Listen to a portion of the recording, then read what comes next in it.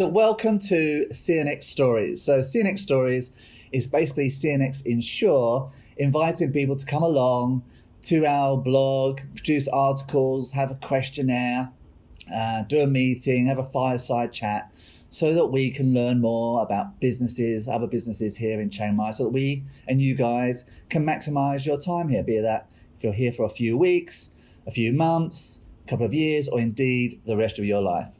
So we here at CNX Insure are very much the number one insurance company here in Chiang Mai, but that's all we do. So if it's insurance or travel insurance, COVID insurance, bike insurance, car insurance, residential insurance, anything insurance based, we've probably got you covered. But we know, of course, there's a lot more to do. So we're going to invite and speak to other people. And that's what this show is all about.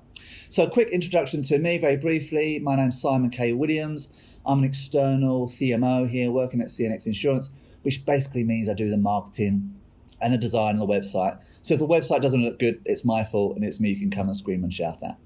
And I'm no relation to the boss, which is Andy Williams. And if you have any questions on insurance, that's the guy you need to go and speak to. Right, so that's a little intro. Today, I'm really excited and really pleased to get another guy I share a name with, another Simon Bradshaw, down here at from Perfect Homes. Welcome, Simon. How are you? I'm doing great. Thank you very much for having me on board today. Absolute pleasure. So me and Andy were putting our little heads together and deciding, okay, who could we speak to help our guys out, and various sort of topics. And one topic that came up was, of course, renting or buying house or condos. And without a few seconds thought, your name was the go-to guy. I personally have used your services, I think 3 or 4 times now.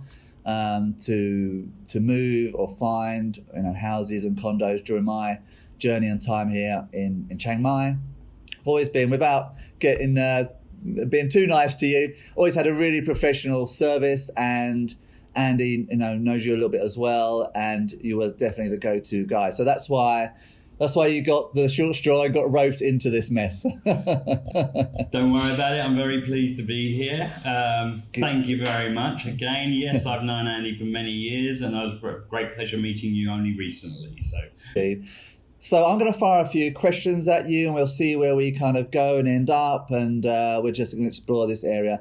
Some of these questions we've come up with ourselves. Some have been brought in to us as well. All right. So I'm going to start off with condo or house. What are the pros and cons, condo or house? Okay, well, let's just start with, obviously at this beginning, we're talking about renting, because everybody, Yes. when they land here, very, very few people obviously want to jump straight into buying, though a few people do. But we obviously always recommend rent first, okay? Now the question is, do you want a condo or do you want a house? It really comes down to kind of what location you're looking to be in. If you want to be central and around the town and a really close walking distance to everything, because not everybody wants to get on a motorbike day one or drive a car, because that's another commitment here. Then condos are your options. They're just easy. They really are. They start from even as low as $150 a month, maybe even a bit less, all the way up to the super luxury. But these put you right in the heart of the town. You got security, you've got your you've got your condos, you've got your pool facilities, gyms and various levels. You've got your security, you've got the receptionist on hand. Don't always speak English, but I'm sure you can make yourself understood. And you walk out and you're there. There are very few condos in the middle of nowhere. They are pretty much all located close to a coffee shop, your restaurants, or plenty of restaurants with whatever level of food around town, whether you like your Thai food, your Western food, or anything like that, and your markets and shopping centres. So for ease, I would say 80% of the people when they first arrive will obviously go for a condo. Yeah. Okay. I mean, that was my experience. I mean, without going too much of my history, I came through Chiang Mai as a backpacker, and then probably nearly 10 years later, I basically decided to move there. But, the place had changed by then, and, been here for a while. I think I landed and basically stayed in a hotel for a week, or that was the plan, just to kind of get my bearings and see what had changed. And then I think I rented somewhere for a month, and then I did a 6 month, and then I did a year, and I kind of did this sort of stepping stone of kind of almost like a trajectory of kind of relearning the city, and just visiting somewhere for a holiday is very different to where you want to live. So that was my personal. Do other people do something similar? I reckon I can tell you probably started right in the centre, and as you got to know, you moved a little bit further and a little bit further out true. as you got your bearings and actually realised you don't need to be in the heart of the town, because that's not where it all happens. You can be on a little bit on the outskirts, and which I reckon that's what you've done. I did exactly the same. I was only exactly that. Passing by. I was only staying 3 months, and I'm 21 years here. And I started right in the heart of Santitam, which at the time was what they called the no-go area. But I had no issues. Really, yeah. But I had no issues. It was just a fun place. It was a happening area. And then slowly moved out further towards the mountain, rented my first house, and then just further and further afield. You get to know it. Nothing's far. But are you in a house now? Because no, I'm in a condo. Actually, I'm technically in a hotel. Oh, okay. I've been in this hotel a year and a half, I think, which sounds, but it's effectively a condo, right? I mean, it was built as a hotel, but I think most of the rooms are rented long term. Okay. So yeah. But if you did want to go to the house, and obviously a lot of people want that extra space, houses are brilliant. And you get, let's say, once you're above, there's not many quality houses below the 10,000 baht a month or $300 mark a month. But once you go over that, you can get, for say $500 a month, you can get a quality 3-bedroom, 3-bathroom house. And with the facilities and stuff like that. But you do need your own transport. Generally, I mean, actually the last 2 places I've had have been houses. Okay. So maybe there's not so many that have gone the opposite direction. That's partly because the relationship ended, the marriage ended, and I didn't need such a big space. And I like sort of smaller sort of format, really, rather than rattling around a big house. If you're on your own, a condo is generally big enough, and you get all the services. You can get someone to come and clean your condo. You can get, you've got someone to say hello to when you come in, the security guard or the reception lady. Condos suit a lot of people. But families, you wouldn't want 3 kids running around in that condo, I'm sure. That's true. So that's when you start going out for the houses and the quality homes and stuff like that. So and it does appear to me that, I'm coming from London, UK, and I'm used to roughly the prices there. Obviously, it's very different prices here, but it's not just the prices. The relationship of prices between, say, a flat condo to a house is very different here. It seems to me that condos are, I was about to say artificially high, maybe artificial is the wrong word, but a different sort of scale. Don't forget, it's location-based. Okay, you're talking about condos are quite high. Your 50 square meter condo is more expensive than a 3-bedroom house. But your 3-bedroom house is located 15 kilometers out of town. You've got to have your own transport. You've got additional costs, everything like that. Whereas your condo is in the heart, is in the prime locations. So that's why there's a big difference in price. If you're looking, and it's the same, in London, buying a house in London, there's not many of us around here that can afford that. It's the same. Same for prices. If you do get land, prices in Nijmegen are extremely high. Hence the reason there's very few houses in that location for rent. They brought up all that land and built condos to get to maximize their returns on their land investments. So it really does. Yes, houses are much better value in the sense of it, but there are additional costs related to houses as well as locational issues. And I guess, I don't have children, but I guess for some people, of course, schooling is a big deal here. And that probably must be a massive factor in people deciding where they choose to. Absolutely. It's a slightly stranger anomaly where here with the Thais, they don't move houses to be near schools. They will travel to the schools. Okay, so they will travel from one side of town to send their kids or in a school bus to the other side of town. But obviously when Westerners come in here, they're signing up for the international schools or the English programs, which you'll probably talk to teachers here during your course of your series. But the schools here are brilliant. My daughter goes to the school, a Thai school, a Thai international school, and she absolutely loves it. I'm very pleased with the level of education. So there is a lot of people coming here and putting their kids through schools, and quite comfortably so. There's no issues. But we come from a day, I'm not sure for yourself, but I'm pretty sure you did. You probably walked to school. Buses and walk, yeah. Buses and walks, yeah, depends on the weather. Well, here we all think, we need to live near the school. There's very few houses near the schools due to the locations of the schools. Again, the schools are closer to town. So a lot of the time people call up and say, oh yeah, I need a house within walking distance to my daughter's school. Very few. Very few. It's a very different setup. Chiang Mai was not built at the same systems as we designed our villages and our village schools. They built a city, or Chiang Mai is not really a city; it's a big town, and then they plonked some schools anywhere they could, and the houses are further and further afield. Okay, but we're not talking an hour's drive to school. We're talking 15 minutes, and school traffic is actually one of our Chiang Mai's main traffic issues. Sure. Not rush hour for businesses, rush hour for schools. That's a problem, a global problem. I don't think we're going to solve that on this call, but unfortunately. I'm going to quiz you a little bit about, we talked a little bit about pricing, but haggling, right? So I know some people, right, they come to other markets and they're used to, and they've sort of been told, and they're guides that you must haggle.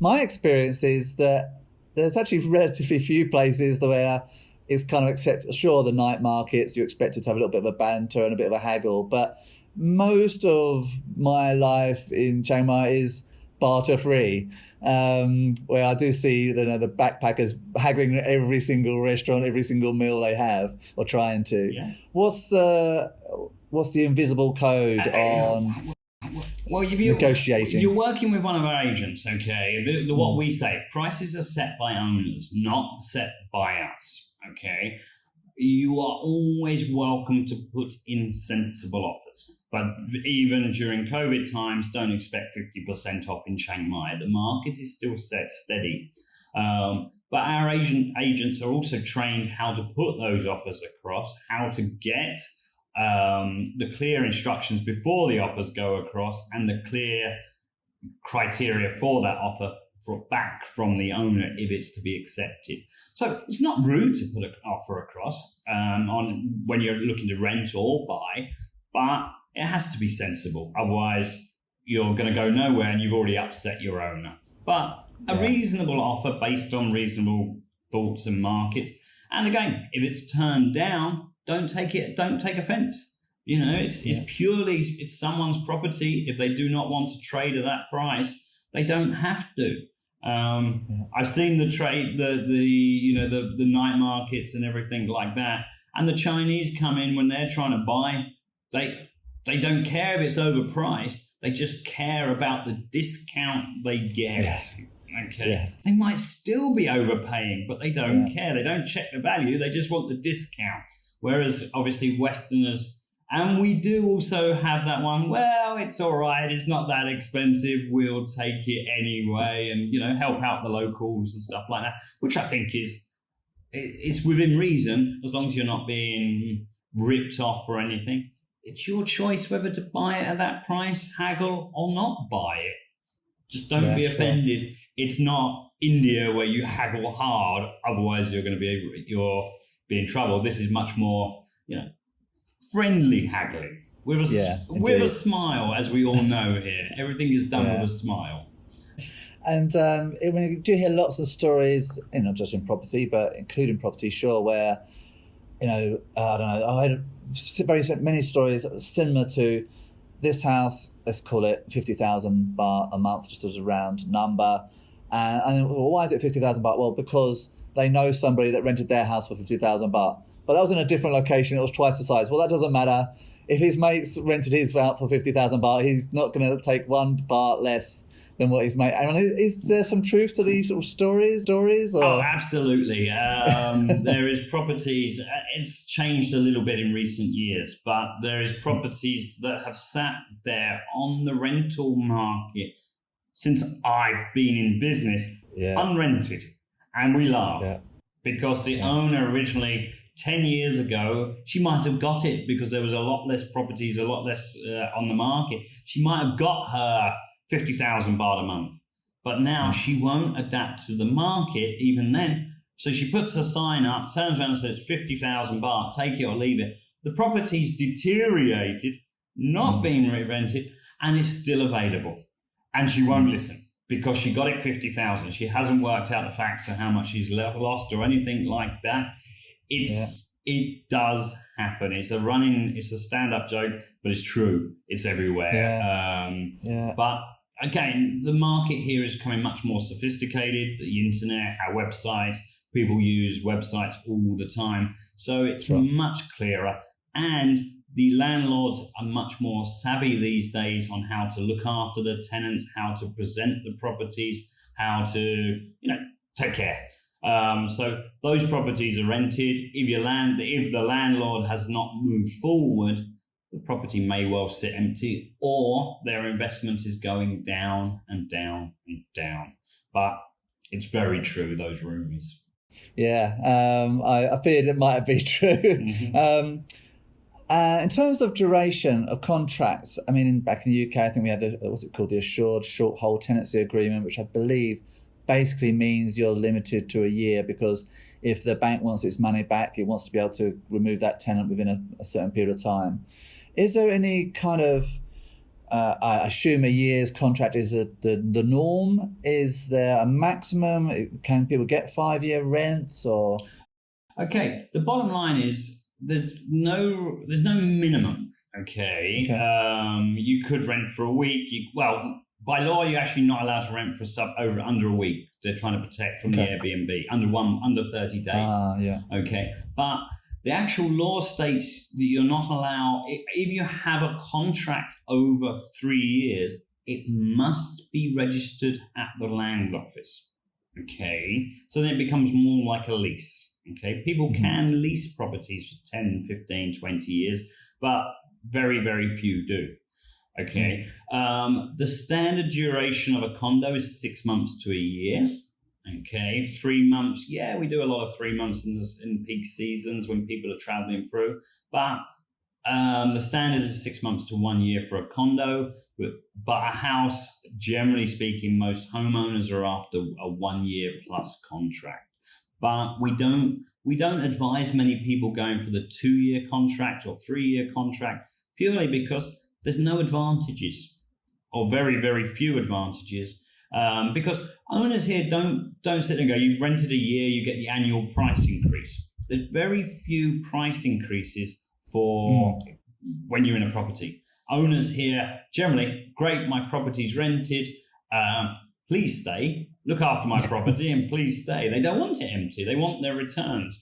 They haven't got that annual price increase or anything like that built in. I know people have been paying the same rent for 12 years. Yeah, I can believe that. I must tell you, I was slightly not to do with property, but as I said, I first went through Chiang Mai as a backpacker, and I remember one particular massage shop, and I think it was like 400 baht for a massage or whatever. Went back to the same place. The sign was still the same 8 years later, the same amount of money, probably the same ladies, in there, I'm not sure, but it just seemed incredibly static. What I personally did, just going back to property, with one property in particular, we was haggling a little bit over price, and we just said, okay, well, look, we'll sign up to a 2-year, and we can do this amount. So at least you've got some sort of security there, and I think that did help us secure a slightly better amount. Sure, it's quite possible, and it is. Yeah. But just make sure you're ready to stay 2 years. Okay. Sure. Don't forget the onus here is on the age. 2 years is like over like that these days. Don't forget it's your, but also it can change on a whim. You can go out tonight and meet someone, and now you're stuck in a 2-year contract. I think that might be a good thing, but that's a side topic. Oh yes, we'll leave that one out. But so you can use the length of contract to your advantage. There's no question about it. But the discounts can often be the same anyway. Okay. I presume you paid the standard 1 month rent in advance and 2 months security deposit. This is something we get with our American clients. They're used to a first and last. Okay. What does that mean? It just basically means they paid their first month's rent and their last month's rent, and there's only 1 month's security deposit. Okay. Here it's actually 2 months security deposit and your first month's rent in advance. There's always, anywhere you check on the web, horror stories of people losing their deposits. Okay. I can guarantee you in 11 years, yes, I'm not saying there hasn't been some unscrupulous owners, but we're talking 1 or 2 over a 10-year period. Yeah. 99% of the people you read about on the web, the landlord stole my deposit, this and that. 1, they've probably not used an agent, so there's no one to mediate for them. 2, the chances are they actually broke their contract, but wanted their deposit back still. Okay. A little bit of a tantrum afterwards, perhaps. Had a tantrum or disagreed with something, or think they can get someone to paint the whole house for 300 baht or something like that. I've seen, not everybody here is respectful to owners' properties, and then they're upset when the owners, needs to use the security. Needs to use it. They can't just keep it. They've got to replace the project, and they've got to provide receipts. And they're not out there to keep deposits. They want their properties back in the best condition as possible. They want to give the deposit back and get it rented again. It's good to hear you say that, actually. I mean, I've not had any bad experiences at all. Touch wood. Yeah. But I've heard of people saying that. So I'm quite nice to hear that. Yeah. I've not just been lucky that is, generally speaking, the normal situation. Generally speaking, okay. But we do advise having an agent involved. I'm sure that's helped. Well, again, once you've got someone to say, come on, we're not being quite fair. No one wants to argue with the middle person. Obviously, you make sure when you hope. Yes, make sure you're using a decent agency, hopefully Perfect Homes, obviously, but an agency that takes pictures. Okay. When we started, even everybody just wrote down 1 chair, 1 table, 1 TV, and then you come to the end, and the owner's going, the TV was bigger than that, and it's like, well, it says a TV, so make sure there's proper pictures. We obviously provide a full inventory and everything in the contracts, which is signed for, and that also stops a lot of arguments, because we actually also keep the full scale pictures shot on decent cameras, and you can zoom right in. Stain was not Our there. Pictures are great. Pictures are, a real godsend in this area. We touched on leasing earlier, but excuse my ignorance, I don't really know what the difference is between renting and leasing. It sounds more significant, but legally, is there much difference? You wouldn't go...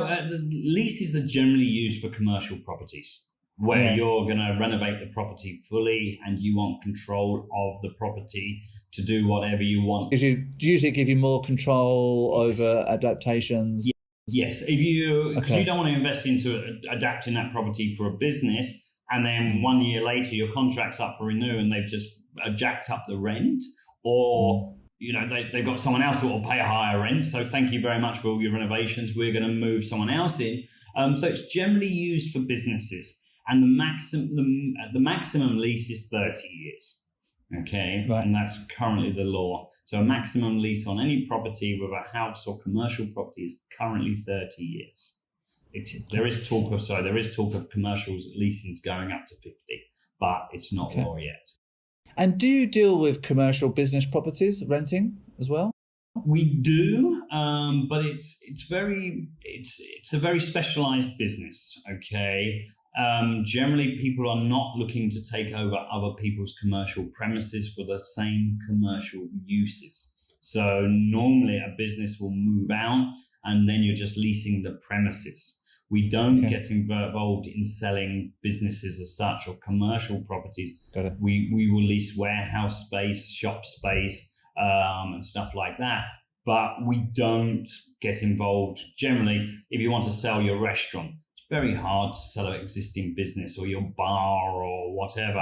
It's very hard in Chiang Mai to sell because people will generally just start their own. Yeah, there's a low bar, I guess, in terms of just starting afresh, unless you've got huge history and a really big, strong reputation where you're thinking to get future customers. But just on the commercial side, but sticking closer with the renting, I mean, my perception is that people that say they're renting or leasing and they have got a restaurant or a bar, you see a lot that are in perhaps not great condition. And I think partly that's because, well, they don't want to invest time and money into somebody else's property. Is that largely the situation, or am I again if someone's a lot of people want to live the dream, okay? Yeah. And why not? So I'm going to open my bar. We're not in Pattaya or on the beach islands, and bars struggle to make money when you do the maths on it. So they're not generally, if you've got a good restaurant, there's good money in it. I know a lot of good restaurants. People come from all over to eat in their restaurants, and they will be looked after. Those owners know how to invest back into their property because they know it's all part of the presentation.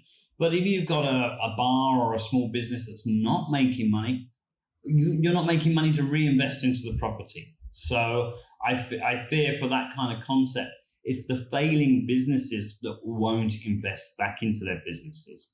Don't forget, you can't, there's nowhere in the world where you can just go, I'm going to open a restaurant or a bar and it's going to work with no solid business plan or no solid concept. But some people want to come here and they think it's easy. They open up a business I'm sorry, 90% are destined to fail. It's just, what was your experience in bar work? I drank in one. I must be an expert. I must be an expert. Same with restaurants. How do you cook? Well, okay, so it's, we have to remember, the rules here for businesses and stuff need to be investigated thoroughly before you invest in any business here. It's not open season for just everybody to come over. You have to work with the ties, local ties, and obviously be correct in the government rules and regulations as well. Sure. Okay. Yeah. And I think you said 21 years here in Chiang Mai? 21 years and still loving it. Counting. Wow, good, man. Yeah. Good innings.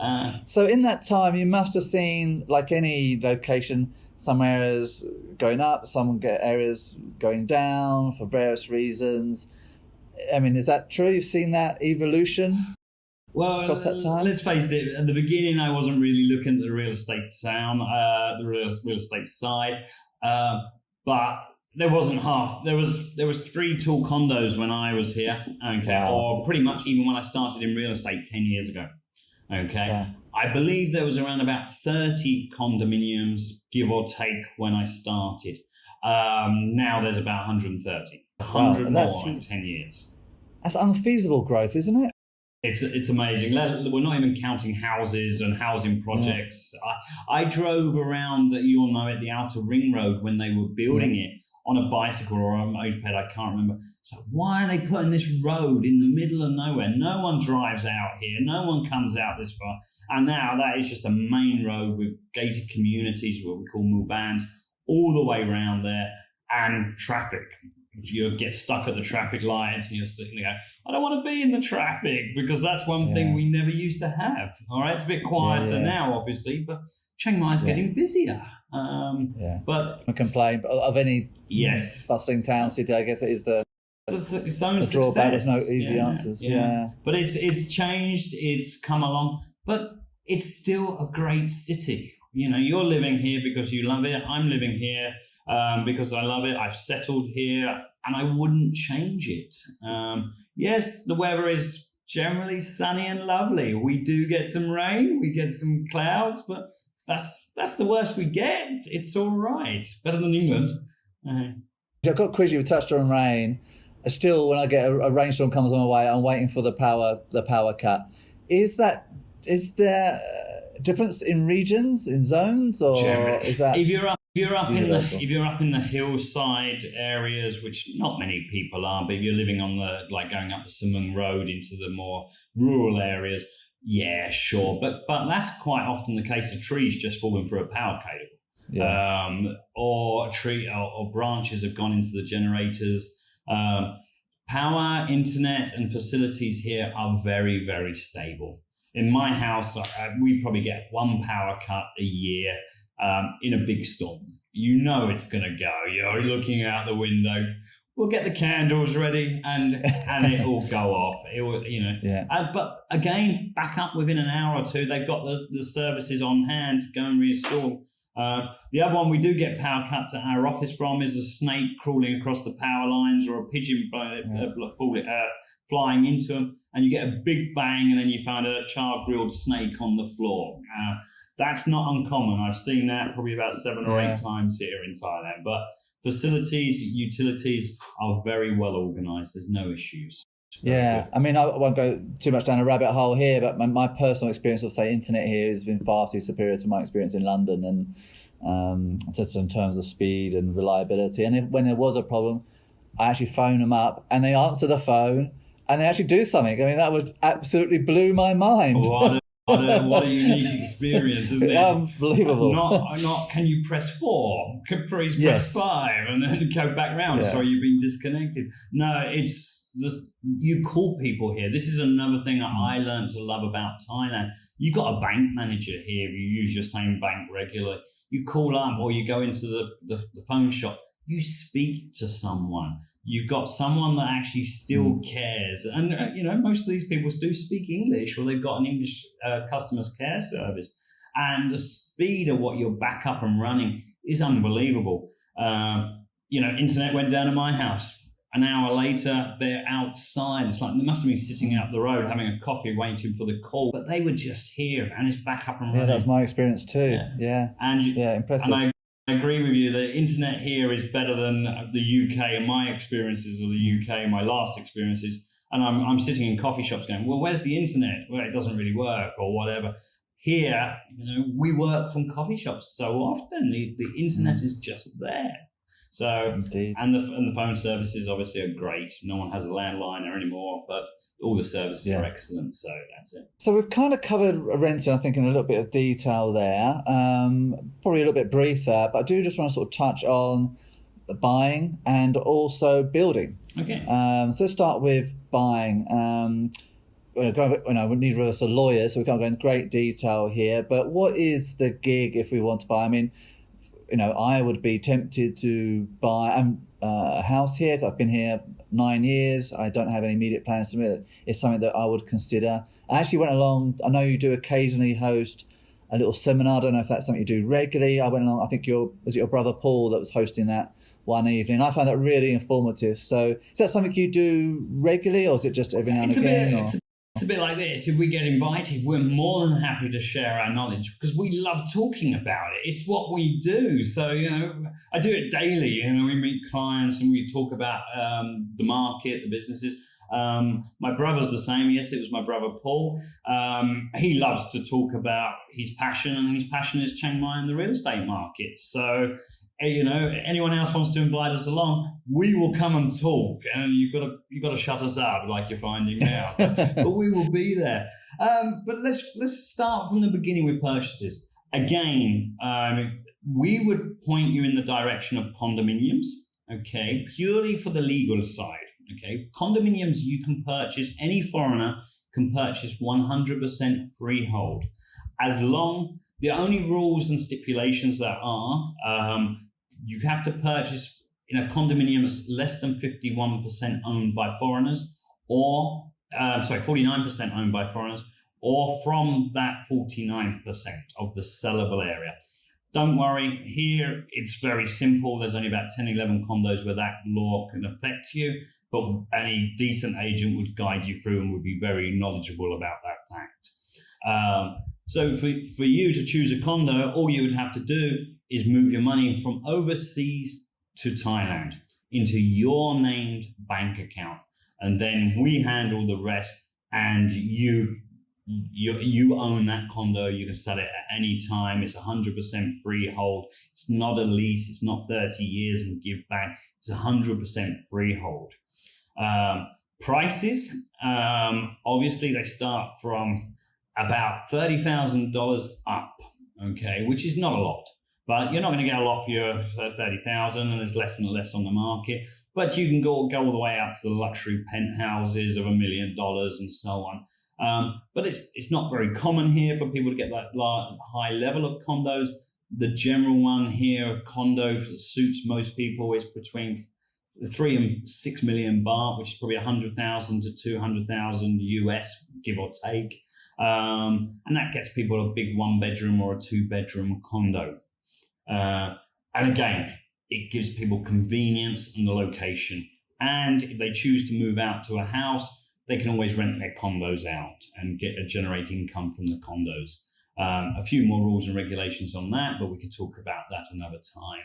But condo purchases are very, very simple. You've mentioned the magic words of buying a house, okay? A lot of foreigners do, but this is a little bit more of a minefield. Obviously, again, you get much better value. You can get a 2 million baht can get you a lovely 3-bedroom home in a lovely community, very comfortable, local, a lot of local friendly people around you and everything like that.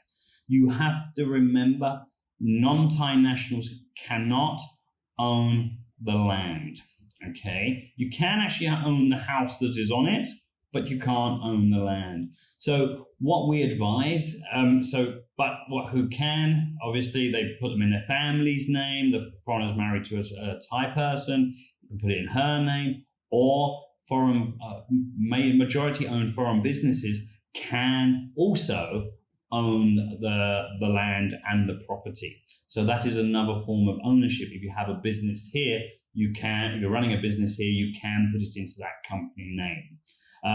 But houses do give you that a great feeling of living amongst the local community. But obviously, we would 100% here advise seeking clear legal advice from a lawyer, because if you don't, we have to ensure that you understand the rules and regulations 100%. Have those services under your roof, or is external organisation that need to go and find? We always go external for that, because we don't want the conflict of interest.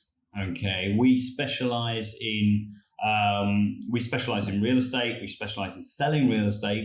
And then if you sit there and go, yeah, don't worry, I will handle everything for you, you're kind of crossing over into two different areas. You can't be an expert on the legal and check it all out and be an expert in this. Obviously, we do more land transfers than most lawyers here. We handle all that side of it to keep it easy for people. But on situations like houses, about 70% of the time, if it's a foreigner, they will be seeking 70-80% of the time, they will need to seek legal advice, unless they've been here a long time and they already have clear understandings of that ownership structure. Yeah, I mean, you're starting to throw decent money at something, you want to make sure it's all going to go smoothly, right? For sure. Well, and there are some horror stories, either at purchase or down the line. So you've got to go in with these things with your eyes open, right? So if anyone's in that situation, please go and get the necessary advice. Come and see us about your options, but see a lawyer as well. Going on the horror stories, I still to this day know people, and even foreigners, that have got high-end properties sat on land ownership that is written on 2 lines of A4 paper. And that's what they call their legal ownership. Okay? And in the hills, Thais actually accept a lot of that. No legal documents, but that lady signed a piece of paper saying all her rights have gone to me. And there's no legal bearing, but in those situations, it normally actually works. Thailand is still backwards, but don't put yourself in that situation, because it's just not what you want to be. You can't come to me and sell that land later with an A4 piece of paper of ownership. Not true. Yeah. Okay. That sounds like a horror show. Okay, good. So building. Now, I do know a few people myself that have built. I know some that have purchased land. Possibly they're going to build in the future, or maybe they are just they use it as an investment. Any experience? Is that something you get involved in? We personally, we're not a building company. Okay, yeah, we have built properties and sold the properties on over the years. But we've always taken the easy option. We've got friends that obviously we know that have done the buildings for us, obviously paid for all of the building and the extras. But be warned, okay? It's another side. Everybody wants to build their dream home, okay? Yeah, find the land, find the plot, but build their dream home. There is, again, a lot of horror stories on this side. There is a lot of divorces from building their own properties. Yeah. You don't speak Thai, your wife speaks Thai, she's got to speak to the builders. Every foreigner is a building expert at the time of building their own home. So they're trying to get their knowledge and build the way they would build it in the West over to a Thai builder who would build it the way they build it here.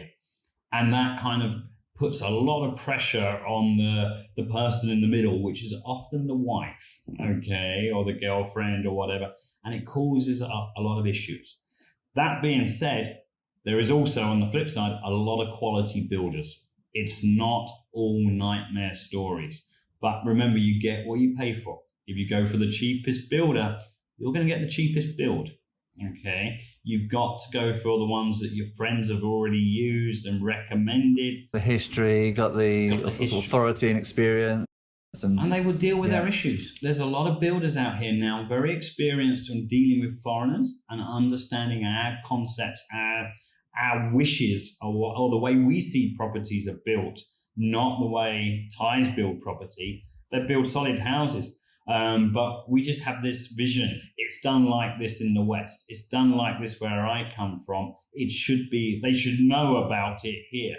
It's not. You don't build your American or your English country home here expecting them to know how to do it.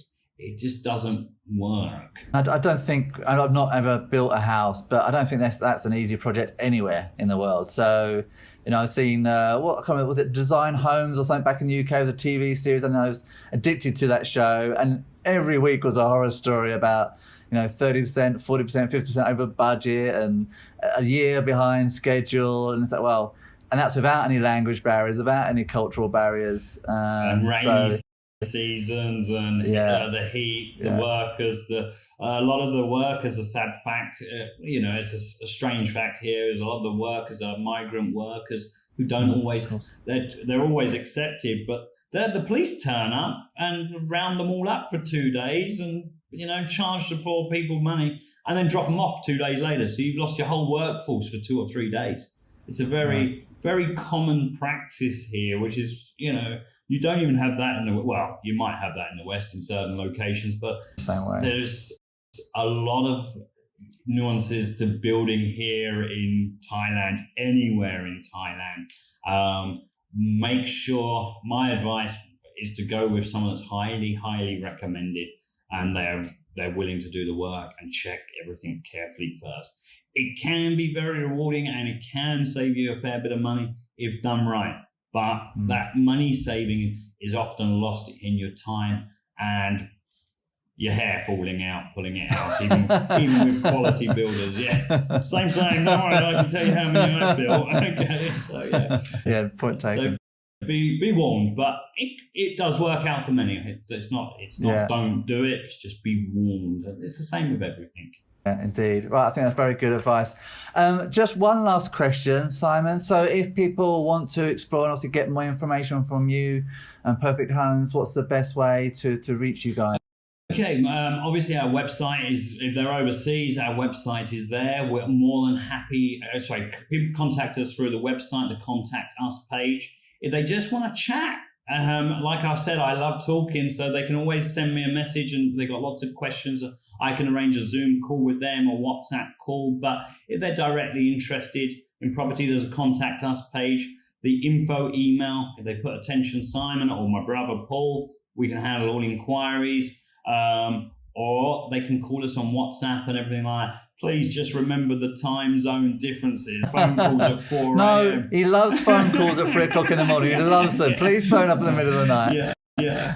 Please remember that. But our website is, it's primarily there, perfecthomes.co.th. So please look it up. Have a look at our website. It will give everybody a great idea of what the properties are like and the prices. Here in Chiang Mai.